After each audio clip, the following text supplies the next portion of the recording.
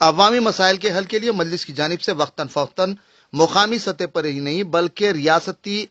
Assembly کی سطح پر بھی نمائندگی کی جاتی رہی ہے۔ موجودہ مہلک کورونا وائرس کی وبا کے دوران پولیس کی جانب سے نہ صرف گاڑیاں، دستاویزات کی ضبطی بلکہ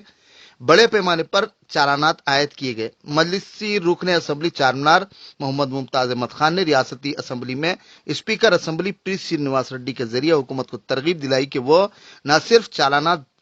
ضبط شدہ دستاویزات و گاڑیاں فوری ریلیز کرے۔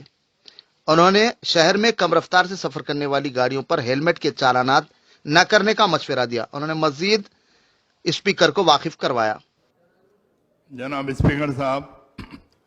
میں آپ کے ذریعے ہوم منسٹر صاحب سے کہنا چاہتا ہوں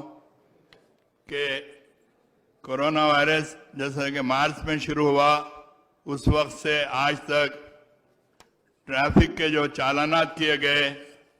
ہزاروں نہیں بلکہ اگر حیدرآباد، سیبر آباد وغیرہ میں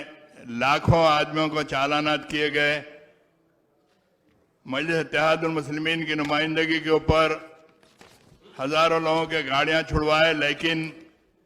آج تک بھی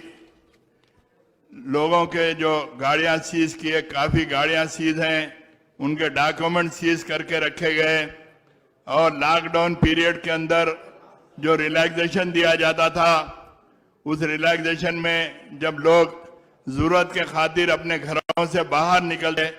تو ان کو بھی چالانات کیے گئے، اور خصوص کر لوکیلٹیز کے اندر جہاں پر لوگ ضرورت کے لیے گاڑیوں پر بیٹھ کر نکلے، میں تو یہ کہوں گا کہ ہوم منسٹر صاحب سے جو شہر میں ہیلمٹ کے نام پر جو چالان کیے جا رہے ہیں، شہر میں اگر پرانے شہر سے نکل کر اگر ہیبٹس تک بھی جاتے ہیں تو 20 کلومیٹر کی اسپیڈ بھی نہیں رہتی، لیکن ہیلمٹ کے جو شخص ہیلمٹ نہیں پہنتا ان کو چالان کیا جاتا ہے۔ کم از کم اسپیڈ کے اوپر دیکھ کر ہیلمٹ کے چالانات نہیں کرنا چاہیے،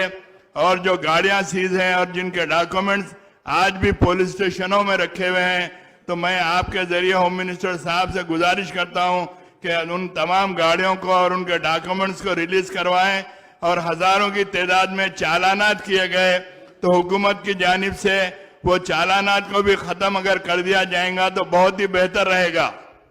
منسٹر گارو अध्यक्ष मौजूद रुकन असम्बली मुमताज अहमद खान से बोला था नोट किया गया और गौर किया जाएगा अध्यक्ष।